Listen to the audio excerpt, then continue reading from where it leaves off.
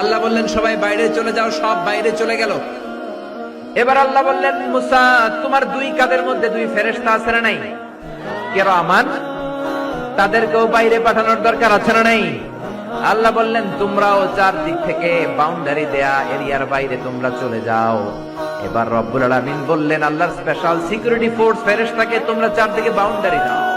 Special security force ফেরেশতা কাদের সাথে কাঁধ লাগিয়ে পায়ের সাথে পা লাগিয়ে চারদিকে একটা বাউন্ডারি দিলেন। চিল্লায় বলেন আল্লাহু আকবার। এবার সাইয়েদনা জিব্রাইলকে আল্লাহ বললেন, ও জিব্রাইল, তুমিও ঢোকার চেষ্টা করো না, তুমিও বাইরে চলে যাও। সুবহানাল্লাহ। সাইয়েদনা জিব্রাইল বলে, আল্লাহ, আমাকে তৈরির পর থেকে, আমাকে রূহ দেওয়ার পর থেকে আজ পর্যন্ত তোমারে আমি দেখি নাই। সিদরাতুল মুনতাহা হলো আমার লাস্ট বর্ডার। ওই বর্ডারে কান লাগিয়ে তুমি যা বলো শুনি, ওই কথাগুলো নবীদের কাছে পৌঁছে দেই, এটাই আমার ডিউটি। আজ পর্যন্ত আমিও তোমারে দেখি নাই, তোমার নূর এখনো দর্শন লাভ করি নাই, আমিও দেখতে চাই।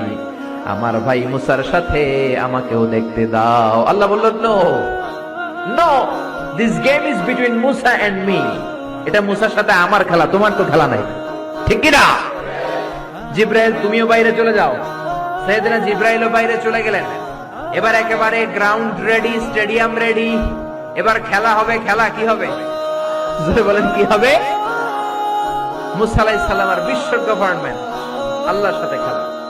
আল্লাহ বললেন, মুসা তুমি উপরের দিকে তাকাও। সাইয়েদনা মুসা আলাইহিস সালাম উপরের দিকে তাকালেন, দেখলেন প্রথম আকাশ দেখা যায়, তারপরে দ্বিতীয় আকাশ, তৃতীয় আকাশ, সব দেখতে আরম্ভ করলেন। প্রথম আকাশ, এটা বিশাল একটা এরিয়া, ইটস